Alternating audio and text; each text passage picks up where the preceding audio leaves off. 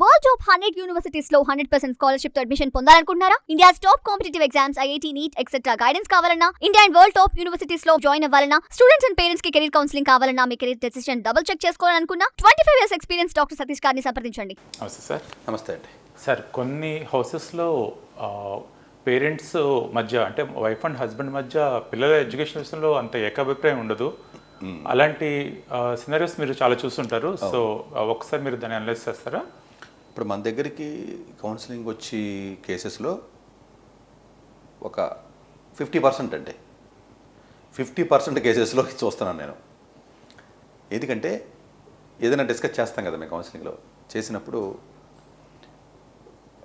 Parents mother opinion ఒక రకంగా ఉంటుంది, ఫాదర్ ఒపీనియన్ ఒక రకంగా ఉంటుంది.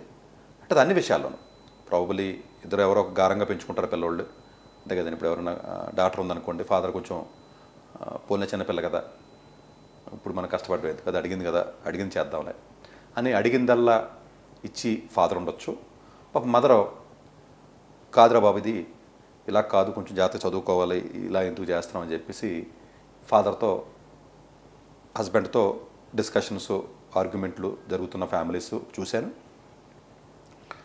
కొన్ని హౌసెస్లో మదర్స్ మరి రాడికల్గా లేదులేండి, ఇప్పుడు ఈ చిన్నపిల్ల కదా, అది ఆడపిల్ల కదా, ఎలాగైనా పెళ్లి చేసి పంపించేస్తాం కదా, అసలు చూద్దాంలేండి సార్, కొంచెం పెద్దదైన తర్వాత అండర్ గ్రాడ్యుయేషన్ కాలేజీకి వెళ్ళిన తర్వాత బాగా చదువుతులే, ఇప్పుడు అవసరం లేదులే అంటే ఫాదర్ పాపం టెన్షన్ పడి, లేదు బయట మార్కెట్ పరిస్థితి బాగోలేదు, జాబ్స్ కానీ ఇది కానీ చదువుకోవాలి ఇప్పటి నుంచి అని రివర్స్ ఉన్న సందర్భాలు కూడా చూసాం. అంటే ఒక్కో ఎగ్జాంపుల్ చెప్తాను. ఇలాంటి భేదాభిప్రాయాలు, ఏకాభిప్రాయం లేకపోవడం అనేది అన్ని విషయాల్లో ఉంటుంది. అది ఫుడ్ విషయంలో కానీ, పొద్దున్నే లెగడం కానీ, ఏ స్కూల్లో జాయిన్ చేయాలని కానీ మా దగ్గరకు ఒక పేరెంట్ రావడం జరిగింది. ఎట్టి పరిస్థితుల్లోనూ ఇంటర్నేషనల్ స్కూల్ ఐబీ కరికులంలో ఉండాలి, డిఆర్ఎస్ ఇంటర్నేషనల్ స్కూల్ ఉంటుంది కోంపల్లి,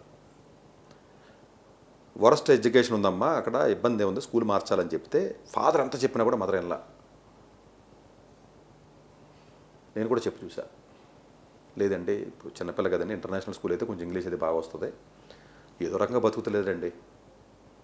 ఫాదర్కి ఏమో పాప కాంపిటీషన్ మీద అర్థమవుతుంది, లేదు ఇబ్బంది పడతారు ఇప్పుడున్న కాంపిటీషన్కి, ఇప్పుడు సరిగ్గా చదువుకోకపోతే 9th 10th రేపు పొద్దున మనం ఎలాగ మనకి ఏదో డబ్బులు లేకపోయినా, ఏదో అప్పు చేసే స్తోమత లేకపోయినా మనం ఇందులో వేసాం, డిఆర్ఎస్లో వేసాం అని ఫాదర్ విపరీతంగా టెన్షన్ పడిపోతున్నాడు. ఇద్దరు నడుచుకుంటున్నారు. అంటే మీకు ఏ ఇంట్లో అయినా సరే ఎడ్యుకేషన్ ఆస్పెక్ట్లో ఒక ఏకాభిప్రాయం లేకపోతే అది లీనియన్స్ కింద తీసుకుని పిల్లలు ఇద్దరు మాట వినరు. ఎవడ సాఫ్ట్గా మాట్లాడతాడు, ఎవడికాడికి కన్వీనియంట్గా, సాఫ్ట్ కూడా కదా, ఎవడికాడికి కన్వీనియంట్గా ఉంటే పిల్లోడికి వెళ్ళి వాళ్ళ పక్కన చేరతాడు వెళ్ళి. దీని యొక్క పరివసనలో మన ఊహ కూడా అందో అంత డ్యామేజ్ జరుగుతున్నాయి. స్కూల్ కానీ హాస్టల్ కానీ, ఏ స్కూల్కి వెళ్ళాలి, ఏ కోర్స్ జాయిన్ చేయాలి. తండ్రి ఏమో మంచి కాలేజీ సీట్ వచ్చింది కదా ఢిల్లీ పంపిస్తానంటే, లేదు నేను హైదరాబాద్లో ఉంచుకుంటానని చెప్పి తెల్లనొచ్చు, లేదు చిన్నప్పటి నుంచి ప్రెజర్ ఎందుకు, నేను నాకు నారాయణ చైతన్యాలో ఉన్నటువంటి టాప్ సెక్షన్లో సీట్ వచ్చినా కూడా, టాప్ సెక్షన్ నాట్ ఫర్ అంటే అన్ని చోట్లని కాదు, లేదు ఇప్పటి నుంచి పిల్లోడికి ప్రెజర్ ఎందుకు ఇవ్వాలి, ఇప్పుడు రిలాక్స్గా ఉంటాడని 9th 10th 11th చూసుకుందాంలే అని చెప్పి సరైన అవగాహన లేకుండా ఉండడం, లేకపోతే ఢిల్లీ పబ్లిక్ స్కూల్, ఆ పబ్లిక్ స్కూల్లో వేసి చేతిలో మొబైల్ ఇవ్వడం, మొబైల్ ఇవ్వకపోతే ఎలాగ, మొబైల్ అందరూ ఫ్రెండ్స్ ఉంది కదా మొబైల్, నేను ఇవ్వకపోతే ఎలాగని చెప్పి దెబ్బలాడి ఇవ్వడం వల్ల ఇలాగా నా అండర్స్టాండింగ్ ఏంటంటే 50% of the students career spoil అవ్వడానికే తల్లిదండ్రుల భేదాభిప్రాయం అన్నది నాకు అనిపిస్తుంది. ఎందుకంటే ఈ 2-3 ఏళ్లలో ఎన్నో వేల మంది కౌన్సిలింగ్ చేశాను కాబట్టి. అంటే ఒకే ఒపీనియన్ అందుగురించానండి. మీరు అబ్జర్వ్ చేస్తే పాత రోజులకు వెళ్దాం మనం, ఇప్పుడు మీ అమ్మమ్మ నానమ్మ లేకపోతే మా అమ్మమ్మ నానమ్మ లేకపోతే పాత వాళ్ళకి వెళ్తే ఇంట్లో ఒకటే రూల్ చేస్తాడు. మోస్ట్లీ గ్రాండ్ ఫాదర్ అయితే ఫాదర్ అయితే ఫాదర్. మనం ఏమనుకుంటామంటే, అయ్యో పాప అమ్మమ్మ లేకపోతే అమ్మ నాన్న చెప్పినట్టు వినవలసి వస్తుంది, ఏదో బానిస కింద ఉన్నారో, లేకపోతే నువ్వు చెప్పినట్టు వినాలి, గట్టిగా తిడుతున్నారో లేకపోతే కొడుతున్నారో అనేది రకరకాలుగా అనుకుని ఉండొచ్చు మనం కూడా చిన్నప్పుడు. లాజికల్గా మీరు కంక్లూడ్ చేస్తే అది సక్సెస్ఫుల్ ఫార్ములా అది యాక్చువల్గా. అంటే నేను రిలేషన్స్ పర్స్పెక్టివ్లో మాట్లాడుతున్నాను, డిఫరెంట్ డైమెన్షన్ పక్కన పెడదాం, ఎందుకంటే ఇప్పుడు ఈ వీడియో ఆ డైమెన్షన్లో ఉంది కాబట్టి. ఎందుకంటే ఒక్క వ్యక్తి డెసిషన్ తీసుకున్నప్పుడు సరే తప్పు రేటే పక్కన పెడదాం, ప్రాబబ్లీ మీరు భయపడతారు, మీ ఇంట్లో కూడా భయపడి ఉంటారు చిన్నప్పుడు. మీరు తప్పు రేటు పక్కన పెడదాం అసలు. అలా కాకుండా మీరు గట్టిగా ఆవేశంగా ఒకటి చెప్పి మీ ఇంట్లో ఉన్న మీ ఆవిడేమో ఇంకోటి ఏదో చెప్తుంది అనుకోండి, మీ ఇంట్లో ఉన్న పిల్లోడికి అయిపోయింది అంతే, మీ డైల్యూట్ అయిపోయింది. అంటే మీ ఎమోషన్ మొత్తం డైల్యూట్ అయిపోయింది.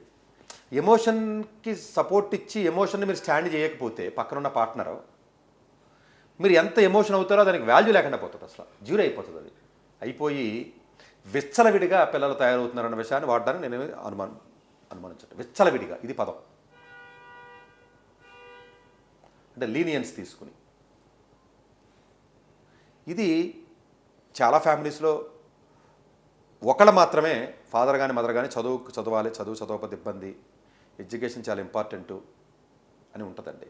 ఇద్దరిలో ఒకళ్ళు, మొగుడు పెళ్ళాల్లో ఒకళ్ళు అది ఒప్పుకోరు. దానికి వాళ్ళు తెలియకుండా దానికి ప్రేమ అన్న ఒక పేరుని పెడుతున్నారు. అది యాక్చువల్ ప్రేమ కాదండి, మూర్ఖత్వం. అది మూర్ఖత్వం. ఇలా అందరూ పేరెంట్సే కాదు, ఇలా నక్సలైట్ల కంటే దారుణం, ఇది ఉగ్రవాదుల కంటే దారుణమైన యాదవులు వీళ్ళందరూ. ఎందుకంటే ప్రేమ చూపించడానికి కొన్ని డిఫరెంట్ డైమెన్షన్స్ ఉంటాయి కదా, డిఫరెంట్ వేస్ ఉంటాయి. దీన్ని ప్రేమ అంటున్నారు వాళ్ళు. అది ప్రేమ కాదు కదండి యాక్చువల్గా. సో అందువల్ల ఏంటంటే ప్రేమ అంటే ఏంటి, లవ్ అంటే ఏంటి, దాన్ని ఎలా చూపించాలి, బాధ్యత అంటే ఏంటి, రెస్పాన్సిబిలిటీ అంటే ఏంటి, నువ్వు కన్నావు కాబట్టి వాడిని మంచి సిటిజన్ ఎలా చేయాలి, వాడిని మంచి దారిలో ఏ విధంగా పెట్టాలి అని చెప్పుకోవడం, నీ మానసిక ఆనందం గురించి, నువ్వు ముద్దులాడుకోవడం గురించి, నువ్వు కంఫర్టబుల్గా ఉండడం గురించి పిల్లల్ని బలి పశువుల కింద వాడుకుంటున్నాం. అదండి. మీకు మీ అబ్బాయితో మాట్లాడితే మీకు ఆనందం వస్తుంది అనుకుందాం పోనీ, అందుగురించి మాట్లాడతాను. అసలు ఆడు కూడా పక్కనట్టే, నేను రోజు ఆడుతూ మాట్లాడితే నేను హ్యాపీగా ఉన్నానని చెప్పి సెల్ఫిష్గా ఆలోచిస్తున్నట్లు లెక్క. నువ్వు చచ్చిపోయేదాకా నా దగ్గరే ఉండాలన్నావు, దాన్ని ప్రేమ అంటున్నావు. ప్రేమ కాదు, అది సెల్ఫిష్నెస్. యాక్చువల్గా కొంచెం లాజికల్గా ఆలోచిస్తే సెల్ఫిష్నెస్సే కదండి. అది ప్రేమ ఎలా అవుతుంది? అది అంతే కదా. సో ప్రేమ వేరు, సెల్ఫిష్నెస్ వేరు, నీ మానసిక ఆనందం వేరు. దానికి తెలియకుండా వేరే పేర్లు పెడుతున్నట్టున్నారండి వీళ్ళందరూ. అంటే పిల్లలు చెప్తారండి, అంటే అండర్ గ్రాడ్యుయేషన్కి వచ్చిన తర్వాత ఫ్రెండ్ కింద బిహేవ్ చేయి, ఏదో కింద ఉన్నప్పుడు ఏదో దానికి ఏదో పూర్తిగా ఒక సామెత కింద కూడా చెప్తూ ఉంటారు చాలామంది. మీకు పురాతన కాలం రాజులు కూడా, రాజు కంటే గొప్పడే ఉన్నాడు, అప్పుడేం చదువులును ఉద్యోగాలు చేయక్కర్లేదు కదా, వాళ్ళు కూడా పిల్లల్ని సంవత్సరాలు వదిలేసి గురుకుల పాఠశాలకు పంపించేవారు. మీకు ఐడియా ఉందో లేదో, అంటే మనం హిస్టరీ చదువుకున్నాం కదా, మీకు ఐడియా ఉంటుంది. ఏంటి ఎంత గొప్ప రాజైనా వాడి పిల్లల్ని గురుకులానికి పంపించి వాళ్ళ ఇంట్లో ఆ గురువుతోనే భోజనం అదే పాకలో. ఏంటి 5 ఏళ్ళు 6 ఏళ్ళు 7 ఏళ్ళు వదిలేసేవారు కదా. అంటే ఏంటి అక్కడ బాధ్యత ముఖ్యం, అంతే కదా. అలాగని చెప్పి దగ్గర కూర్చోపెట్టుకుని మందు అలవాటు చేసి అమ్మాయిలను అలవాటు చేసి తిప్పడం ఏదైతే ఉందో అవన్నీ ఫెయిల్యూర్ స్టోరీస్ హిస్టరీలో కూడా ఉన్నాయి మనకి. అవన్నీ ఫెయిల్యూర్ స్టోరీసే కదా. ఆడు తండ్రిని చంపేశాడు మనని, అంతే కదండి. ఇలా పెంచిన వాళ్ళందరూ తండ్రిని చంపేశారు మళ్ళీ తర్వాత, అంతే కదండి. మనకు ఉన్నటువంటి ఎవరైతే మనకి ముస్లిం ఎవరైతే రాజ్యాలు వచ్చి మనల్ని పాలించారో వాళ్ళ హిస్టరీ చూస్తే ఒక రకంగా ఉంటుంది, మిగతా కింగ్స్ పాలించినటువంటి హిస్టరీ చూస్తే ఒక రకంగా ఉంటుంది. అంటే ఏంటంటే మీరు విద్యాబుద్ధులు నేర్పించడం అనేది మీరు చనిపోయిన తర్వాత కూడా నెక్స్ట్ 40 సంవత్సరాలు వాడు ఎలా బతకాలి అన్న బాధ్యత మీ మనసులో మీకు కనీసం లేకుండా, నేను బతుకున్నంత వరకు నేనున్నంత వరకు నేను అనుకున్నదే కరెక్టు, నాకున్న నాలెడ్జే కరెక్టు అని మూర్ఖత్వంగా వాదించే విధానం ఏదైతే ఉంటుందో తప్పు. ఎందుకంటే వాడికి తెలిసిందే కరెక్టు అని వాదిస్తున్నాడు. యాక్చువల్గా తెలియదు వాడికి. వాడి అజంప్షన్ ఏంటంటే ఇది కరెక్టు అని బలంగా చెప్తున్నాడు. ఇది బలంగా చెప్పేంత తెలివి వాడికి లేదని వాడికి తెలియకపోవడం బాధాకరం, అంతే కదండి. ఇప్పుడు ఎవడో వస్తాడు మా దగ్గర కౌన్సిలింగ్కి, వాడికి బ్రెయిన్ ఉందని అనుకుంటున్నాడు. యాక్చువల్గా బ్రెయిన్ లేదు. బ్రెయిన్ లేకపోయినా కూడా బ్రెయిన్ అప్లై చేసి డెసిషన్ కూడా తీసేసుకుంటున్నాడు కదండి. బ్రెయిన్ లేనోడు అంటే ఎడ్యుకేషన్ అంటే కెరీర్కి సంబంధించిన ఉద్దేశం మిగతా అట్లా ఉంటుందిలేండి, పక్కన పెట్టండి. ఎడ్యుకేషనే తెలియనోడు, అసలు చదువు అంటే ఏంటో తెలియదు, కెరీర్ అంటే తెలియనోడు కూడా బ్రెయిన్ లేకపోయినా బ్రెయిన్ ఉంది నాకు తెలుసు అని అనుకుని డిసిషన్ తీసుకుంటున్నాడు. తీసుకుని వీళ్ళ జీవితాలని నాశనం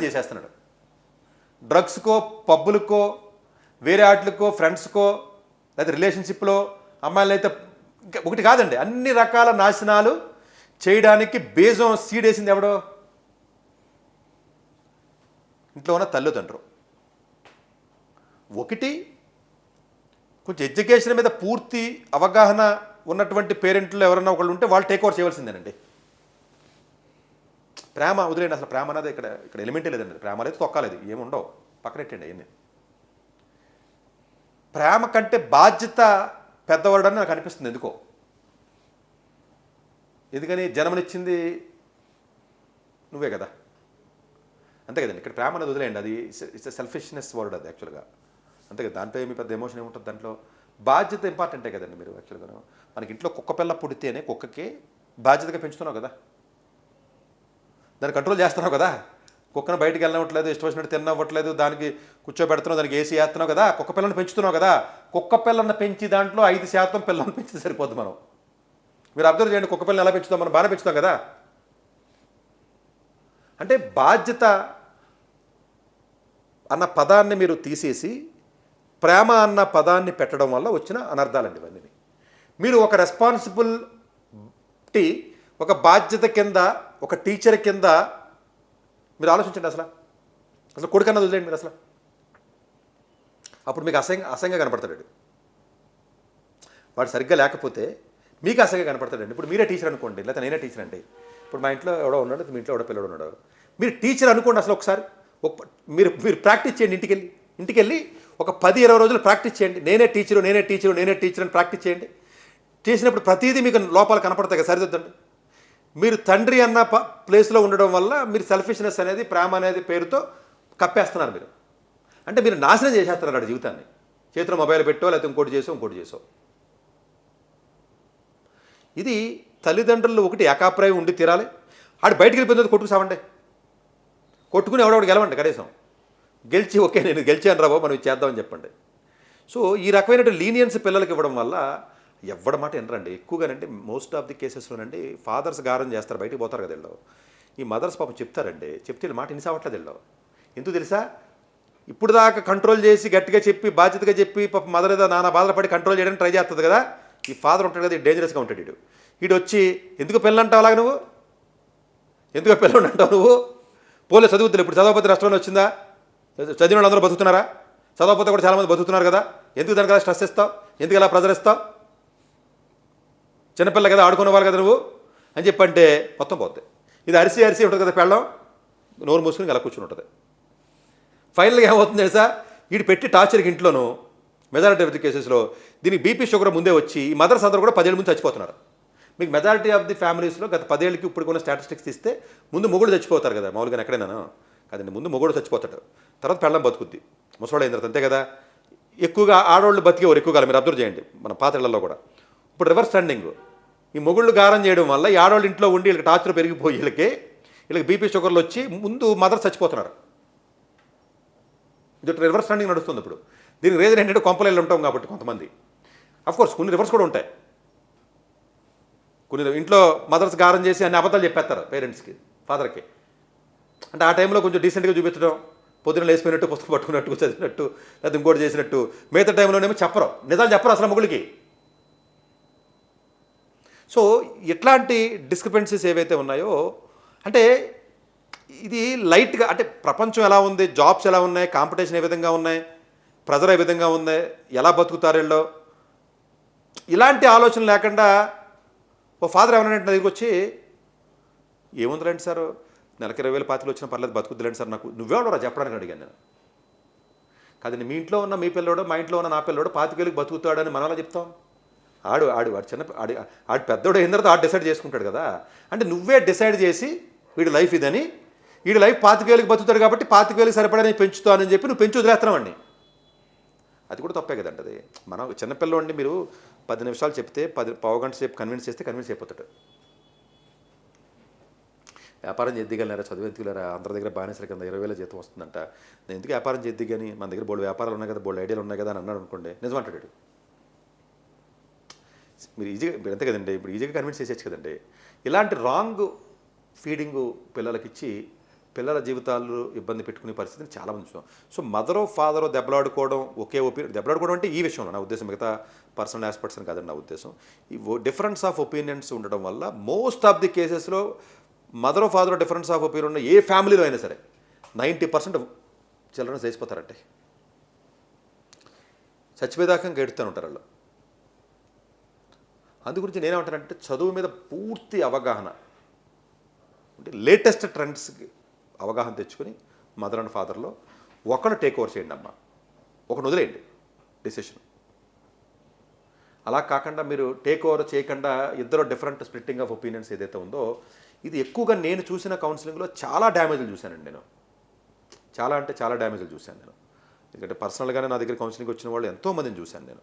అది ఇంజనీరింగ్ పర్టికులర్గా స్కూల్ అండి నేను ఉద్దేశం. ఇంజనీరింగ్ అంటే ఆడిద్దరు మాట ఎండ్ అలాగా, అండర్ గ్రాడ్యుయేషన్కి వెళ్తే ఆడిద్దరు మాట ఎండ్ అలాగానో, ఎక్కువగా 8th, 9th, 10th లేకపోతే ఈ పర్టికులర్ 11th, 12th ఉన్న పిల్లలు అయితే ఏ కాలేజీకి వెళ్ళాలి, ఈ చిన్న కాలేజీని పర్లేదు ఏమో చదువుతాడులే, దగ్గర ఉంటాడు కదా, తర్వాత వెళ్తాడులే ఎంఎస్కి, ఏదో ఈడేదో సీట్ ఇచ్చేసినట్టు ఇడికి తెలిసినట్టుగా, లేకపోతే ఏం కాదులే ఈ స్కూలే కదా పర్లేదు, ఈసారి ఈ 2 ఏళ్ళు చదువులేదు తర్వాత చూద్దాంలే. సో ఫ్రెండ్స్ పార్టీకి వెళ్తారంటే కదా వెళ్ళని అలవాటు, లేకపోతే ఇలా వెళ్తాడు కదండి వెళ్ళని పార్టీయే కదా అని చెప్పి పబ్లిక్ పంపించడం, పార్టీలకు పంపించడం, సాయంత్రం మాటలు బయటికి పంపించి నైట్ 11 దాకా వదిలేయడం పిల్లల్ని, లేకపోతే మోటార్ సైకిల్ ఎవడుకుంటున్నారా? మీకు హైదరాబాద్లో మైనర్స్ అంటే మైనర్స్ చాలామంది మోటార్ సైకిల్ ఉంటాయి తెలుసా, నడపచ్చు, అలా లైసెన్స్ ఉండవు వాళ్ళకి, లైసెన్స్ ఇవ్వరు కదా. మైనర్స్ మోటార్ సైకిల్ ఇవ్వడం, కార్లు ఇవ్వడం, ఫ్రెండ్స్ ఇంటికి పంపడం, బర్త్డే పార్టీలకు పంపడం, పబ్బులకి పంపడం, ఇవన్నీ ఎవరు చేస్తున్నారు? మదర్ ఫాదర్లో ఒకళ్ళు చేస్తారు, ఇద్దరు చేయరు.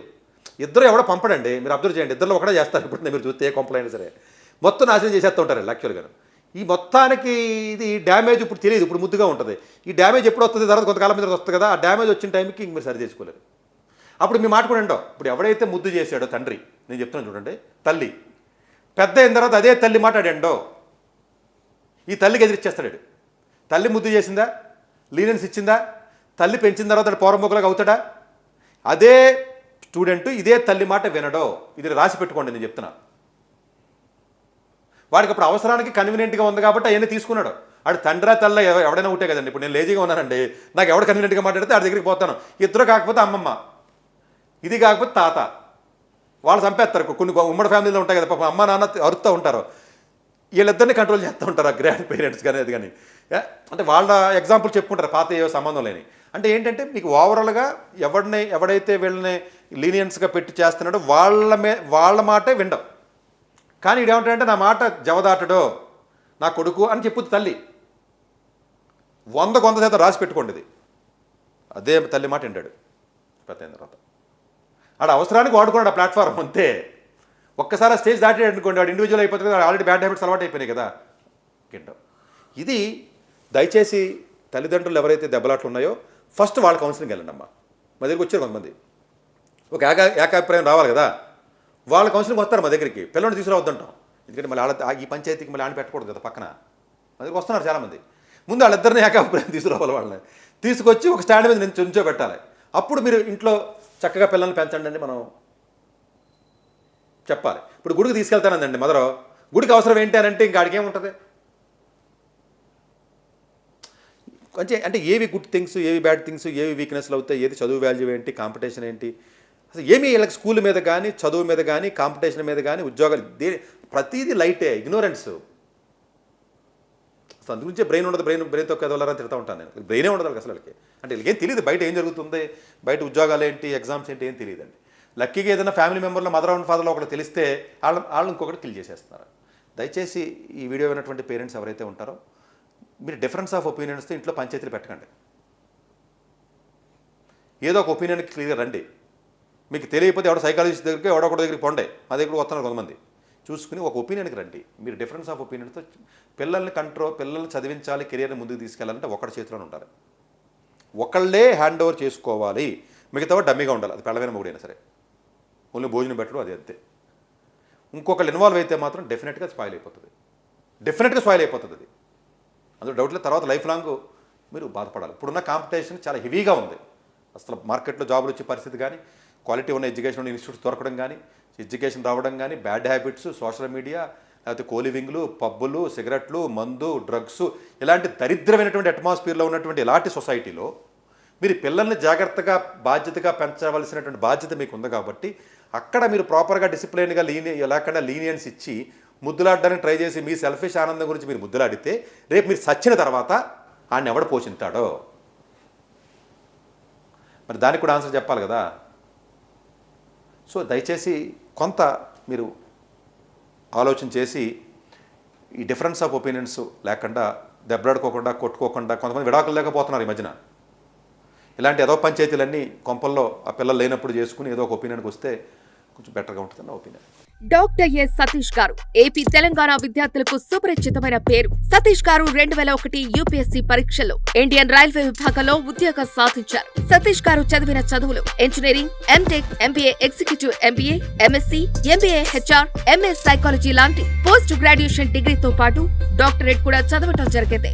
సతీష్ గారు నిరంతర విద్యార్థి. అలాగే సతీష్ గారు పలు ప్రతిష్టాత్మక కాంపిటేటివ్ పరీక్షలో యూపీఎస్సీ నిర్వహించే సివిల్ సర్వీస్ పరీక్షలో 179వ ర్యాంక్, అలాగే ఇంజనీరింగ్ సర్వీస్ లో 24వ ర్యాంక్, గేట్ ఎగ్జామ్ లో 4వ ర్యాంక్, క్యాట్ ఎగ్జామ్ లో 99.8%, జీమాట్ 76 స్కోర్, ఇలా పలు కాంపిటేటివ్ ఎగ్జామ్స్ లో మొదటి ప్రయత్నంలోనే ఎన్నో ర్యాంకులు సాధించారు. ఎన్ని క్వాలిఫికేషన్ డిఫరెంట్ పరీక్షలు ర్యాంకులు సాధించిన వ్యక్తులు మన ఇండియాలో చాలా అరుదనే చెప్పాలి. ఇలాంటి అకాడమిక్ లో పరంగా, కాంపిటేటివ్ పరంగా ఇన్ని ర్యాంకులు సాధించడంతో పాటుగా గవర్నమెంట్ ఉద్యోగం చేస్తూ పలు అవార్డులు తీసుకున్నారు. సతీష్ గారికి జోనల్ లెవెల్లో general manager award, all India లెవెల్లో నేషనల్ లైఫ్ టైమ్ అచీవ్మెంట్ గుర్తింపు దక్కాయి. అక్రిసియేషన్ of president life time Sevashree award Andhra Pradesh మంత్రి నుంచి అందుకున్నారు. వీటితో పాటు పలు రకాల అవార్డులను అందుకున్నారు.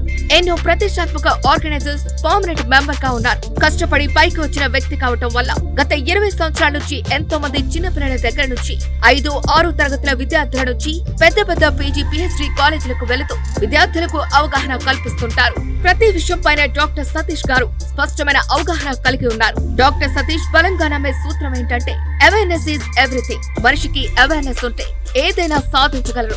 ఒక్క మోటివేషన్ తోనే కాదు, ఏది చేయాలి, ఏది చేయకూడదు, ఎలాంటి డెసిషన్ తీసుకోవాలి అన్న విషయాలపై, ముఖ్యమైన విషయాలపై అవగాహన కల్పిస్తుంటారు. అలాగే గవర్నమెంట్, ప్రైవేట్ జాబులే కాకుండా ప్రపంచ దేశాల్లోని జాబ్స్ పై కూడా అవగాహన కల్పిస్తుంటారు. ఉద్యోగాలతో పాటు పెద్ద చదువులైన ఐఐటి వంటి వాటిపై సెషన్స్ నిర్వహిస్తూ ఉంటారు. ఇప్పటి వరకు 3 లక్షల సెమినార్స్ ఒక్క రూపాయి తీసుకోకుండా ఉచితంగా నిర్వహించారు డాక్టర్ సతీష్ గారు.